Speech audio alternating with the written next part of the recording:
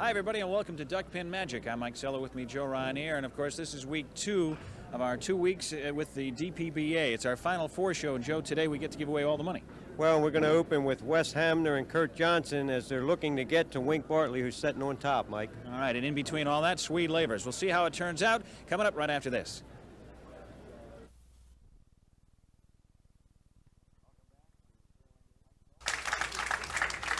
Welcome back to Fairlane's Pikesville. Mike Zeller and Joe Ryanier. Our first match today in our Final Four show features Wes Hamner and Curt Johnson. Wes is our number 3 seed. He's out of Richmond, Virginia. And by all accounts, people think he's probably one of the better bowlers. Has never won a star on the Pro Tour. It's been close a number of times. His last trip to TV land was quite a performance. Yep. Won 6 matches in a row before being derailed in the championship match by one Swede Lavers. I asked someone how it went, and they said, well, Wes Hamner put on a strike seminar. He got on one of those rolls where he was incredible. I think he averaged like 175 or something to that effect for those 6 games. Starts with a 9. And then Swede lulled him to sleep in the championship match. Is that what happened? Yes. Swede threw up the good defense, put enough points on the board, and just, let the clock run out. Took his check and went home. Huh? And that was Swede's 10th. I wonder if he wants to take that over. Means he's stuck a little bit. You think? I don't think. He stayed behind the line. That was close, but barely. Some quick footwork enabled him to stay behind the line, and still shaking his head. That's a lot to get stopped. I mean, that's a good-sized man. I gotta watch what I say. I upset my buddy Kenny Palmer when I called him the big guy, So I won't call Kenny Palmer the big guy anymore.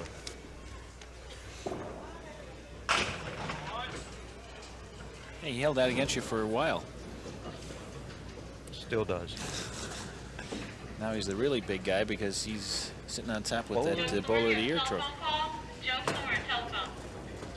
Curt Johnson. 2-7, working on a strike. Nice shot. Out of Mount Airy, Maryland. Won last week's last match against Dave Mulvey of Massachusetts, 136-126 to advance here. And once again, Wes Hamner. Now Wes totaled 1503 for his 10 games of qualifying, which made him 30th. And not only was he 30th, but he was 28th after the first 2 shifts, and he didn't think he had any chance of coming back to bowl on the second day. I think he had the car packed. Yep, and in fact, had to quick make arrangements last night to have somebody watch his kids, so he left back in Richmond. Do you mean the guy came up here planning on being home? Well, no, but being Halloween and all, and trying to figure out what was going on. He was up as late as I was, waiting to see who finished and how they finished in terms of how many people would go by. Midnight? 1:30? A little about 1:30 would be more appropriate. So you're well rested, huh? You just sleep fast in those situations. That's all.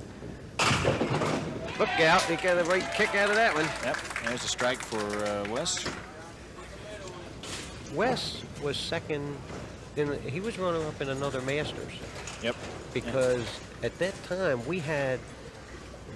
he got there by being a qualifier or something. I forget the situation, and then he bowled super.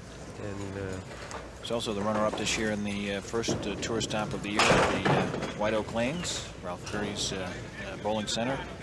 In the very first tournament, he lost to Steve Ivorone in the finals. In fact, that one went right down to the last couple of frames before he lost that one to Steve. So certainly been in this situation before. Runner-up means you've beaten a lot of people. But in your heart and in your head, you didn't beat enough. Nice shot, Curt. Nice shot. We got a nice match here, Mike. Yep. 37-29. Both bowlers on marks. Wes on a strike. And the thing is, both of these guys can really put up the numbers. I tell you what, as an opponent, what has to worry you with Wes is that he's been here before. Duckpin Magic moves to further action in this same match. That was a powerful ball. I think he was looking for a double.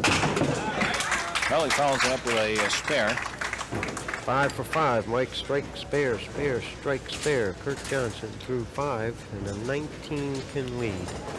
Well, and the winner here, of course, faces off against our number 2 seed, Swede Lavers.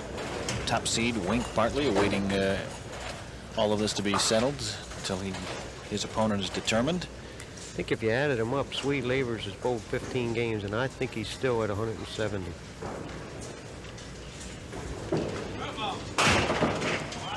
Ooh. Good ball. Quick Yep. 9-10. It's still a good count.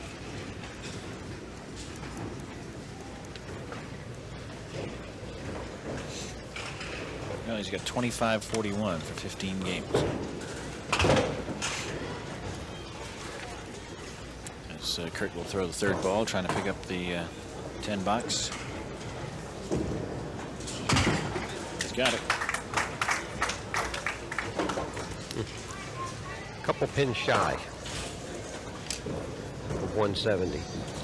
Well, Curt opens in that frame, and that gives Wes Hamner an opportunity perhaps to close the gap just a bit. Wes has a mark of his own in the 5th frame. He's stuck again. Well, with some of that, you don't see him looking at the floor. You know, No. he's not going to blame it on that. He knows that his footwork got a little quick, and that messed him up more than the approach. He's not upset at that approach at all. He's upset at Wes Hamner.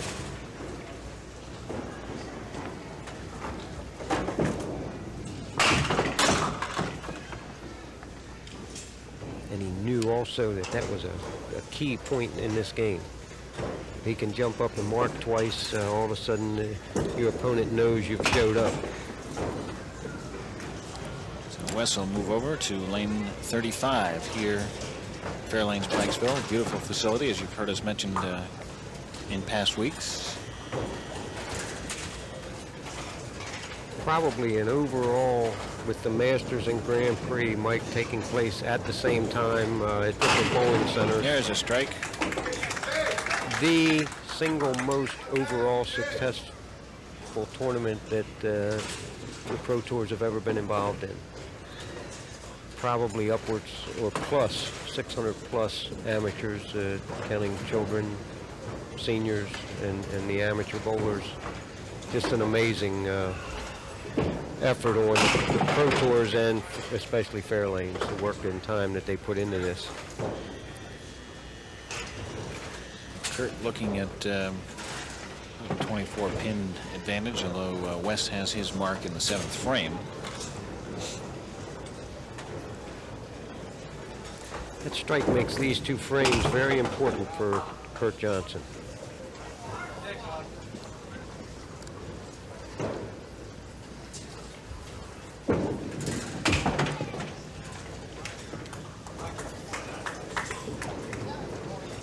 I was looking at the division that Swede Lavers was in on his head-to-head. The other 5 bowlers included Jeff Hiles and Steve Ivarone, as well as Patty Lacey, plus Swede. So you had a total of 26 stars in that one division.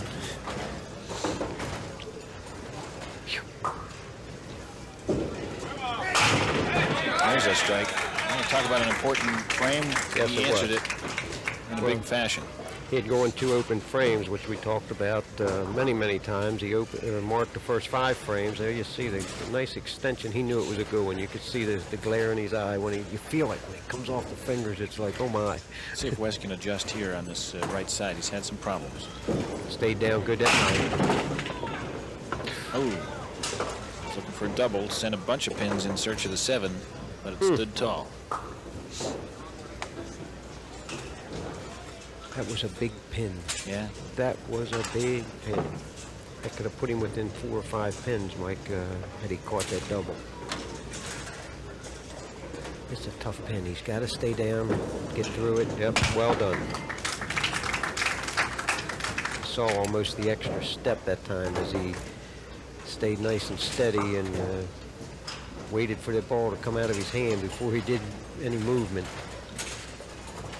Well, both our bowlers have marks in in the 8th frame. Cut it to 14. Yep.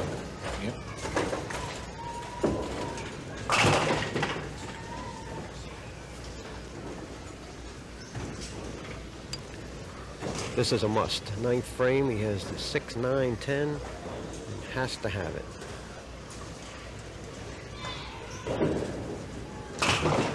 Oh, he wasn't too sure. He kind of looked over his shoulder. Yeah, even frowned after that. He's saying, geez, that wasn't well thrown, but I got fortunate and got it and got my mark. Let's see what Curt does with this one. He's got a mark, strike to be specific, in the 8th frame. It's a big ball, Mike. What you want to stay away from is a bad count. You want to stay away from the middle or to chop off the side. You just, you want to execute. Stay away from that, you mean? Exactly.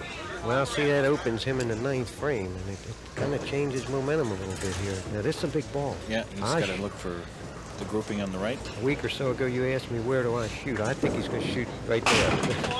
Good count. Finally ends up with an 8 count. And a 15-pin lead. He hits these 2 pins, those 2 pins. Wes has a spare in the 9th. 143.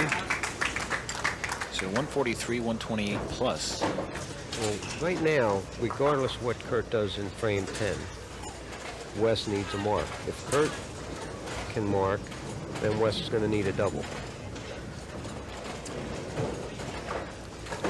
Curt can only close Wes out with a double. So we have a match. We have to go all 10 frames, Mike. All right, let's see. 10th frame for Curt Johnson. Boy, that was some very fortunate pin work after the fact. Well, that was caused by just that little extra. He kept the speed down and got the snap into it. When you increase both, you lose action. But when you can increase the revolutions and keep the speed the same, then you're going to move pins around. Big pin for Curtis. He's got it. So Wes will be on the double when he gets up to bowl the 10th. Remember back here when we said that the 6th frame for Wes was a big one, and Wes knew it long before we knew it. Let a ball get away from him, and I think it may tell its tail before we're finished. Big finish. A big finish for Curt Johnson. 163, fun game as Wes Hamner will step in. We'll take one more look at that one.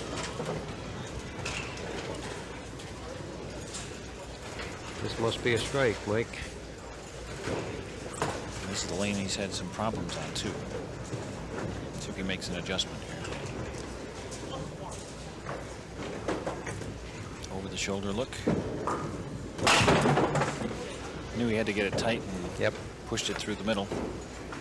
So Curt Johnson will advance, winning his 2nd in a row as he rings up 163 in this game, and will have defeated Wes 163, 141. And that is it. Curt Johnson wins it by 22 pins, and he moves on to take on Swede Lavers, and we'll have that for you coming up right after this.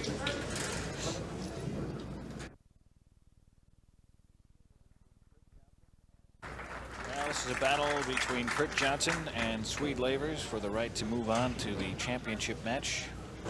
Claim $2,500 minimum prize money win, and more importantly, a chance at the championship.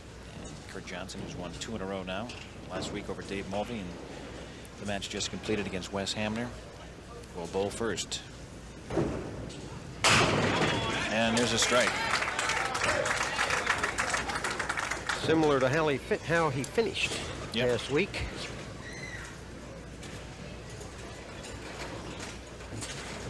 Good rotation coming in the 1-2 pocket, and here's Swede Lavers. He's had just a terrific tournament for himself. We've talked about him in the last couple of weeks.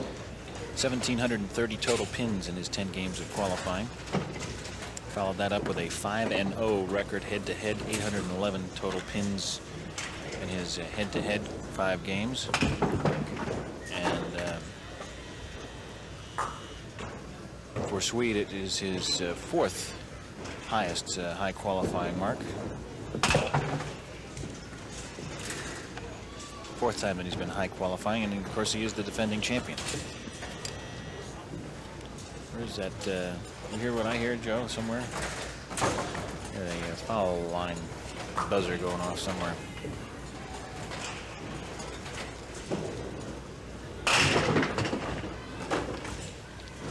Ooh, 4-6.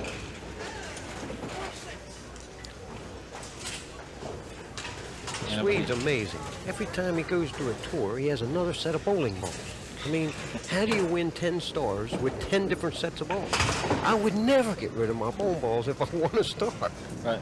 He doesn't like it when people, he had a all black set. Somebody else came out with the all black set. He had them custom made. And Yeah. He doesn't like to have anybody else's, same color. He wants his own identity. Wants the Swede Lavers edition, you know. Let's have a dump truck full of bowling balls. He trains them and then sells them as trained balls. Probably Right. gets more for them, you know? Let's get that Lavers mystique associated with him.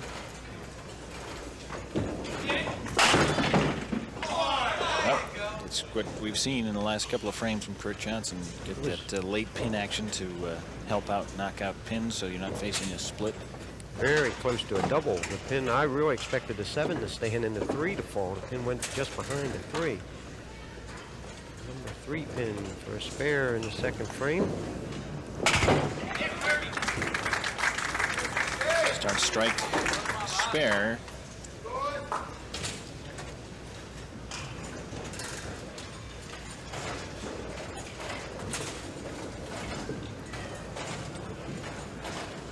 And of course, our top seed, Wink Bartley, waiting for one of these two men to win and move on to face him in the championship match.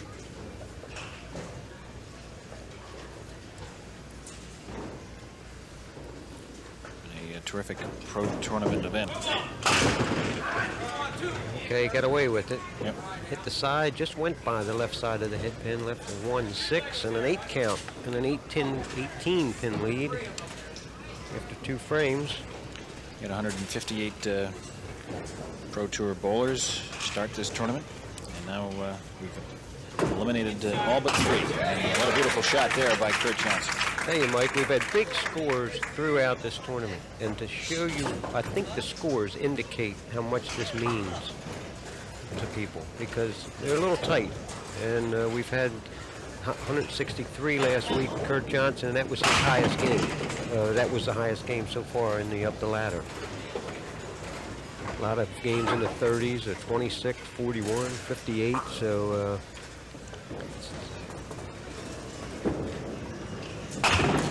Yeah, because when you take about 15% or 50%, about 15 of the 30 qualifiers at 1570 or higher, which is 157 average or higher, then you had 4 of the 7 ladder finalists have 800 or more. over 165, right? You know that the scores have been high. Unfortunately, we just haven't been able to get one on TV just yet, but maybe this will turn into it as Swede picks up his first mark in the match. It's a kick out there to help out with the 8 pin.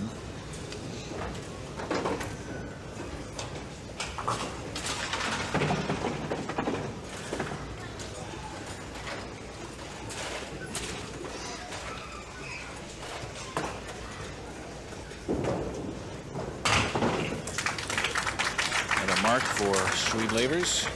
He's been looking forward to winning his 11th Pro Tour because he wants to get new shirts. He says he's not going to buy one until he has to have one put another star on. And he says he's been dying to buy a new shirt. Good thing he's got a big back. Same thing with Peter Pierce, right? They'd have to Can't run have a him. little guy with a lot of stars. They had to run them down their sleeves, you know. Start looking like a flag. You know, I really believe that it should be proposed that when you win 5, they have a big star, like with and you put the number in it. They have talked about that. I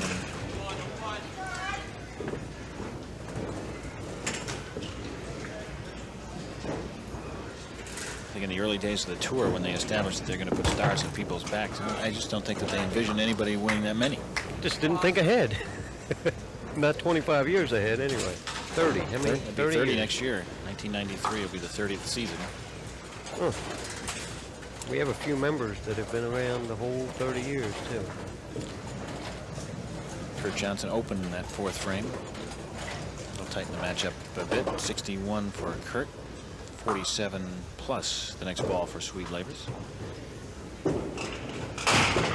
There's a strike. See, Swede, there's an indication, whether he wins or loses. You look at the first 4 frames, and there you'll see a replay of Curt's strike.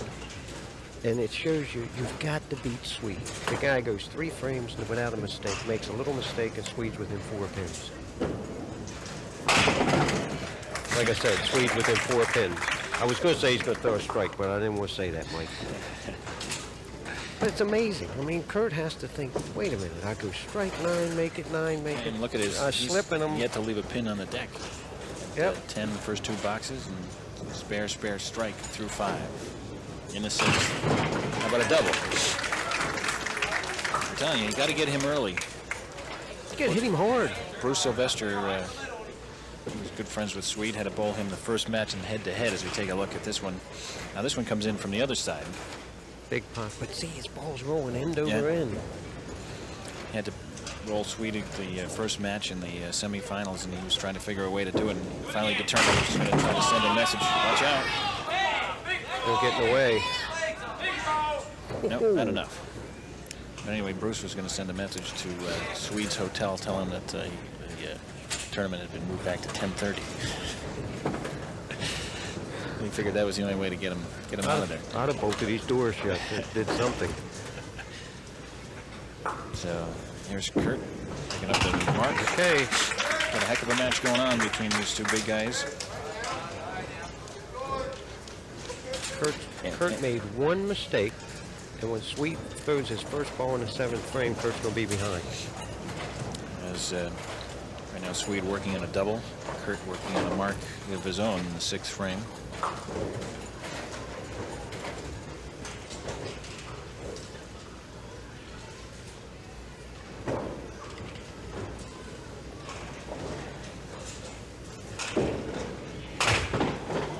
That one hurts. A lot. 94 in the 6th frame. Especially the way the turn of the match recently, not just the fact that he pushed to the middle, but it gives, everything starts to add up and you start thinking to yourself.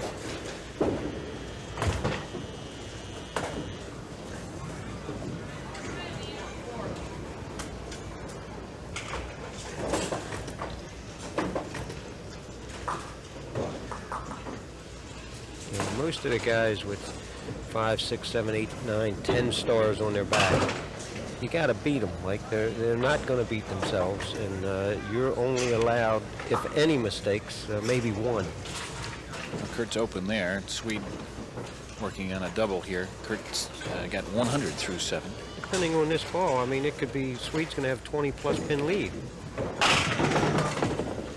Drops 9. Similar strike. Similar way the ball hit the pins in the last frame as it came 1-2 side pocket. And last time it got a pin to go over and grab the 10 pin. This time the 10 pin stays. Spare attempt. I'll tell you, he got it. Last frame he was a little lighter in the pocket. As I mentioned, he's 116 plus to 100 for Curt through 7 frames, so he's going to be 20 plus. But if you watch Swede, and the color of the ball makes it easy to watch, he doesn't really have an extended follow through, but he stays under. See where his hand's at? Way under the ball. Now watch the release. You see what happens? I mean, it's the ball is. What can you say? Just say strike. You want to bowl well, copy that. See, his almost short arms the ball, but he's down and under it, and most people that short arm it are over top of it. Well, here's Curt Johnson, winner of 2 straight, and now he's got to get going. And that's the way to get going. I tell you, regardless what happens, Curt has bowled an excellent game. Oh, yeah. Excellent. He went off the side in the 4th, and here you see again, down and under. And in the 7th, he went through the middle, and he's going to pay for it. Well, we've got a heck of a match going on because both bowlers working on strikes in the 8th. Curt will be, depending on what he does here, could be as much as 40 over frame, and he could still be behind by a few pins. Gonna have a double for the big one. Watch out. Twice this game, he almost threw doubles. Remember frame 2? Mm-hmm.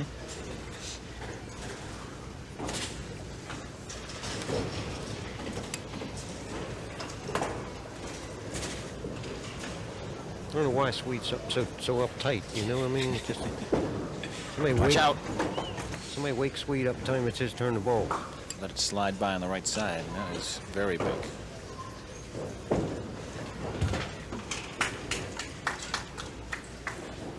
Tough, Curt, tough. Yeah, but I think that's that constant pressure that Swede puts on you. I mean, he opened the first 2 frames, had 10 boxes, then he went spare, spare, strike, Yep. double, strike, spare, and then another strike. Watch out. He grabbed a little bit that time. Yeah.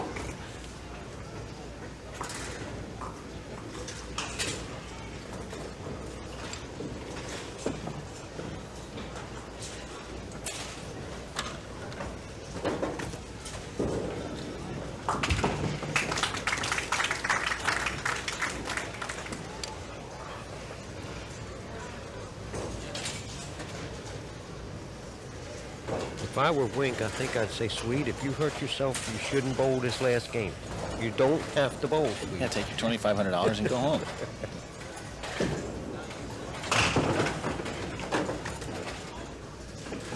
Swede's not having fun right now. Huh? No, That- I think that one I think when he stick. grabbed last year about this time, he had a back problem, and I remember I was bowling and he was hobbling around. I'll tell you, if he gets 9 out of this, he's going to shoot his average for the weekend, 170. So, yeah, he's not having a lot of fun here. the pin fell, 171, and his average goes up.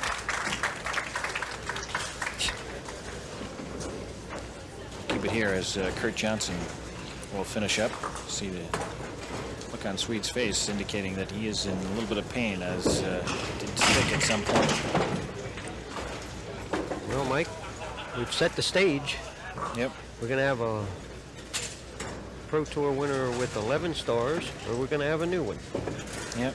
And Wink has been, I forget the number of times. It's 4 or 5 times he's been second over the years in Pro Tours. Curt makes a mark. Curt. He's going to end up with 140 plus. Yep. And himself, he only had 3 open frames. 148. So Swede Lavers defeats Curt Johnson 171-148. The championship match coming your way right after this.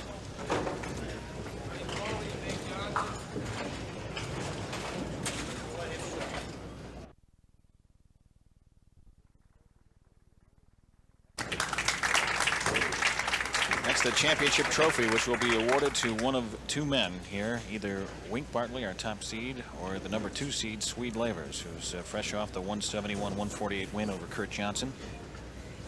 I guess the only question is, Joe, which storyline will it be? Will it be Swede Lavers with 10 plus 1 stars, or Wink Bartley with his very first star?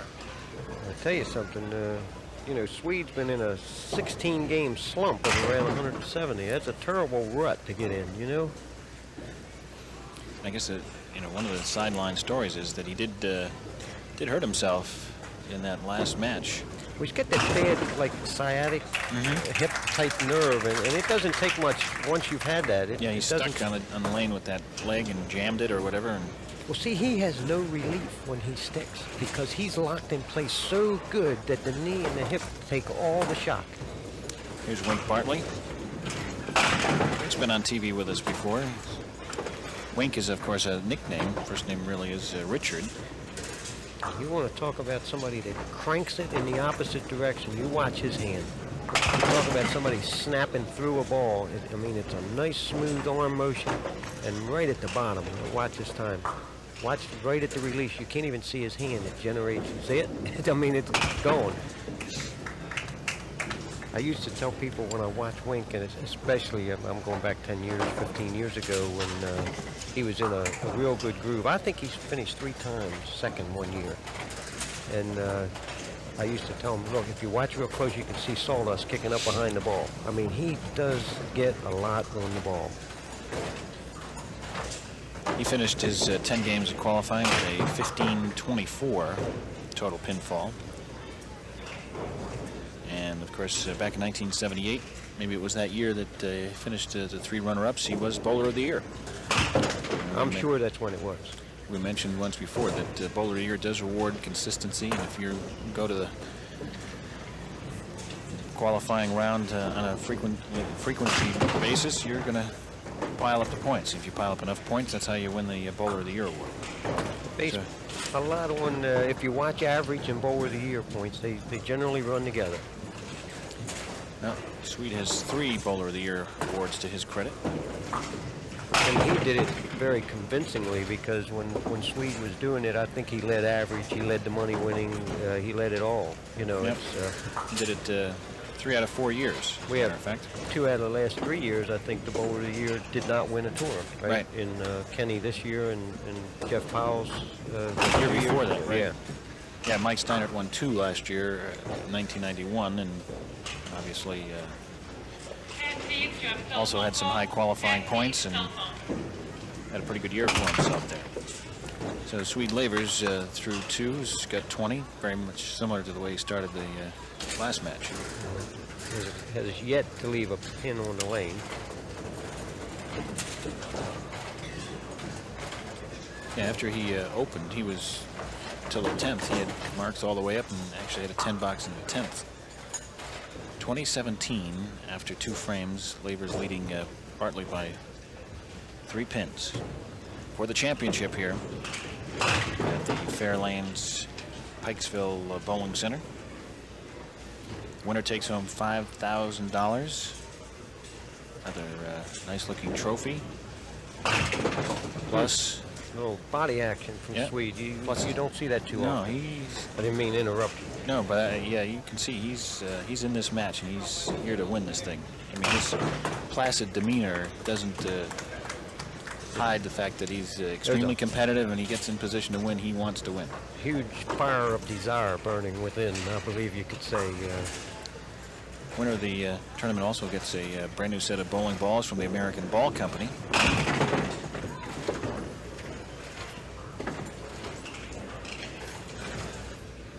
So we'll send somebody out of here with a carload of stuff. And almost enough money to buy a car.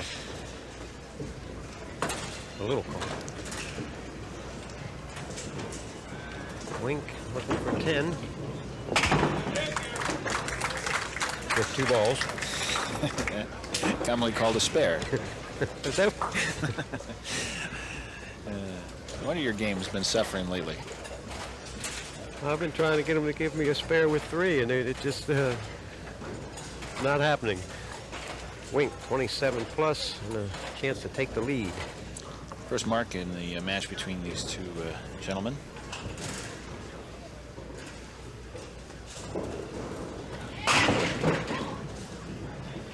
Big ball, 36. You know, we mentioned Swede having 8-11 in his semifinal head-to-head, but Wink had 8-13. That's how he got the top seed. 1-1 head-to-head record.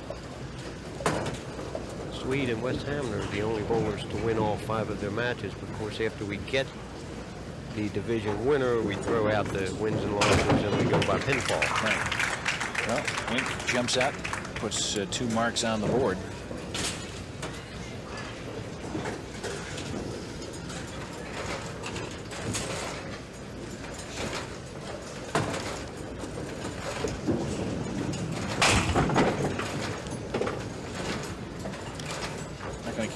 Score at the table anymore if you keep trying to make predictions. He's having unannounced predictions. Yes.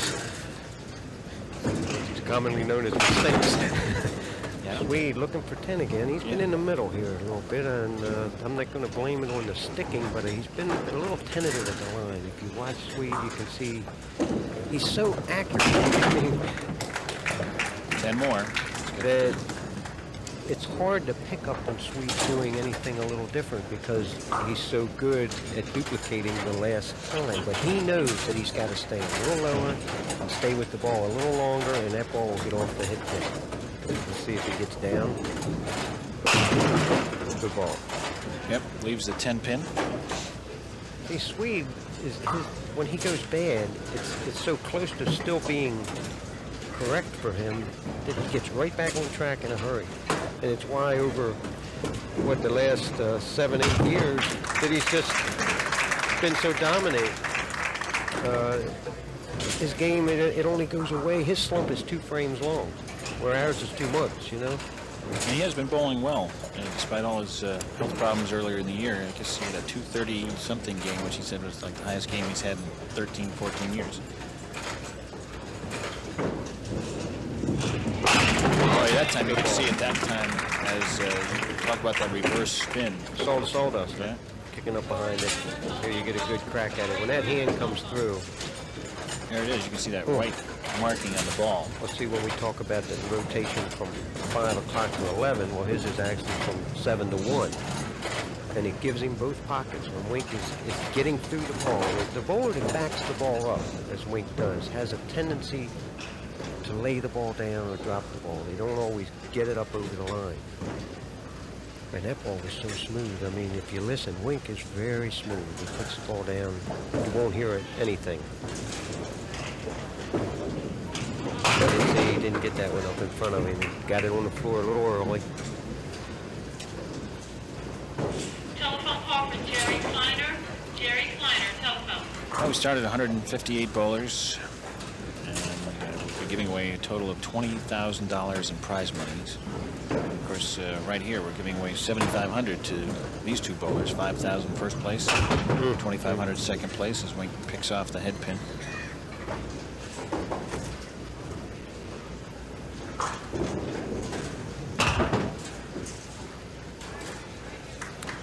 Now, as we mentioned before, when you make a mistake against Swede, things usually happen. 24 pins behind, counting on a mark. Let's see what happens. There's a 9 count. 2 quick 9s. If you remember, the 10 pin was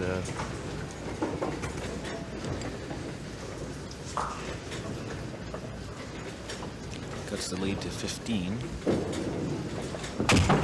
Picks up another mark. 69 plus, and the lead can be,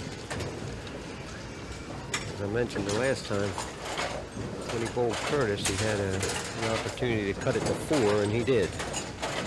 And that was sort of the end of that match when he threw the strike in frame number 5. And he started a little later this game.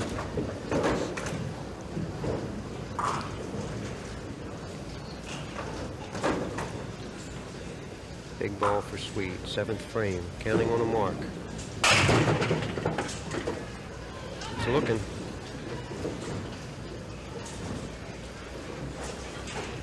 Another 9. And we're down to 5. We've got a match going down the last 4 frames. You know, when Swede is in a match like the last one with Curt and this one with, I keep checking my mathematics because I think he can't catch up that bad. Just hurt himself again as he grabbed. Well, he's shooting the corners, Yeah, Mike. and he tried to stay down on it. When you shoot the corners, you've got to stay with it. And Well, he was open for the first 4 frames. Got 3 marks. Wink put together 2 marks and a strike and was open the last frame. okay, another break. Mr. Headpin left the 136. The last frame he picked it. It's one of the problems with Wink's game is when he's on his game, he's so accurate that most of his mistakes are through the middle or picking shots. Fit it in there. So they match marks in the 7th frame. 5 Don pin. Rose, you have a telephone call. Don Rose, telephone. Still a 5-pin advantage for the man you're looking at there, Wink Bartley out of Hyattsville, Maryland. Former DPBA Bowler of the Year.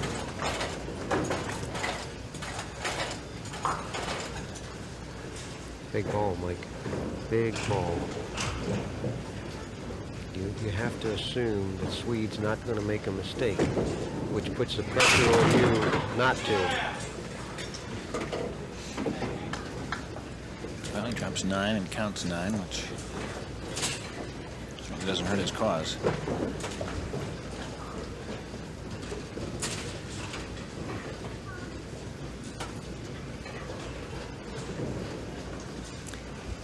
little extra time. Right on the nose, yeah. Well, Wink's been up to the task here. He's answered Swede's charge. And well, he had one open frame, Mike, and look what happened. So, you know you can't afford any more. well, he put 2 marks on the board here. Let's see what happens. Well, Swede got away with one. That was maybe the first time I've ever seen Swede Lavers deliver a ball from other than a perfect set position. 7 pins. And a pick. Yeah, I think he's hurting more than he's letting on, too, because watch him at the line. He's not down like he usually is down. So that opens things up a little bit for Wink Bartley there. 7 plus. And Wink and Swede, of course, is in a must situation in frame 9. He's going this game without a strike, and goodness knows he averaged 5 a game in the qualifying. I don't know what he did in the quarterfinals, but I'm sure to shoot 813, he had to throw a couple. Watch out. Nope. Like that was Big pity. gonna roll Couldn't around. catch the strike this game, Mike. And that's a big offensive weapon. When, you know, he had the quick 9s through this stretch where he made the 3 spares. It was 9-9-9. And there you saw the pin slip by, which would have been, you know, you'd like to be going into the 10th frame with the strike in the 9th because he may need it, depending here. See, here's where a bowler, when you've been second, and I can speak from experience, where you tend to get defensive. He has the lead, and if you can, you've got to stay aggressive. Let's see what happens. Wink Bartley leading it late stages of the match. See that everybody says, oh, and Wink knows what he did with that ball. What we do, it's like the flying elbow for the guy that hooks the ball. He comes outside in and tries to get a little extra and crank it, and it's not spinning from 7 to 1, or yeah, 7 to 1. It's going the opposite. Deflection. Yeah, like a table top, Yeah. or top hitting a table. Deflection is leg. too strong and it knocks the ball out rather than through. Just throws it in the left. 6. Now, So, he let's has see. an 11-pin lead minus Swede's count. 19 in the last frame would give him 45, and Swede would have to strike on the first ball. All right, let's see what happens. So he needs a mark and a 9 fill. Even if he doesn't mark, if he tens, Swede must have a mark. All right, well, this is what we've been waiting for, and it's come down to the last frame to decide the champion of the 1992 Masters tournament here at Fair Lanes. Wink Bartley. There's a strike. How about that? He learned from the previous frame. Yes, he tucked that arm in real tight that time, and you'll see the churning action and the rotation of the ball. See what it's doing. Boom. Right in the 1-3 pocket, and down they went. He learned something from that 9th frame, I think.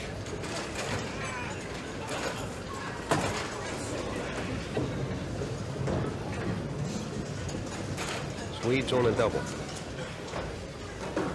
And I think the look on his face showed you that he knows he's on a double and he's not too happy about it. Well, but you know, Swede really has the ability to try to get all he can get with every ball he throws. So it hasn't changed his approach. He wants a strike every time he throws the ball, and if it's not a strike, he wants a spare. Kind of floated that ball a little bit, cautious, Well, and that was a good I was time going to to do say, that. that was better that time than it was the But you see the previous time. difference Yeah. in the aggressiveness of the pitch from the strike and the other two that were splits. And it's so fine to us that it's like, I can't get away with it. 145, and that's what he wanted to do. Yep, that's the 19 pins you were talking That about. makes this ball, strike spare, we get a tie game, Mike. But this has to be a strike.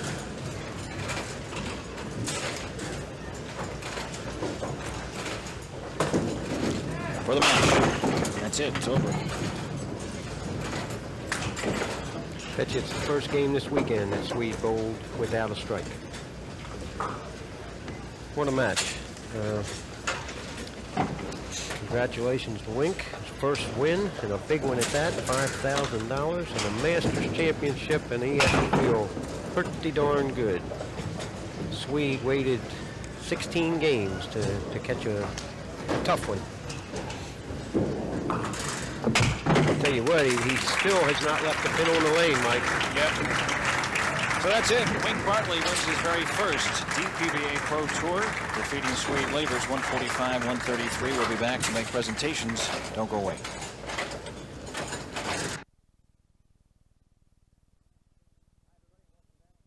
Hi, everybody, and welcome back to Fairlanes Pikesville in Baltimore, Maryland. I'm Mike Sellen. Joining me, my colleague Joe Ryanier, Stacy Curt, the marketing manager for Fairlanes, and of course our champion, Wink Bartley, the winner of that exciting match. And our championship match just concluded. And Stacy, you have a presentation to make. Wink, on behalf of Fairlanes, we congratulate you. You're a great champion. We have a $5,000 check, and of course the championship trophy is the Fairlanes Men's Masters champion. Nice bowling. Thanks a lot. And Joe, I know that you've got something that is equally as important to Wink.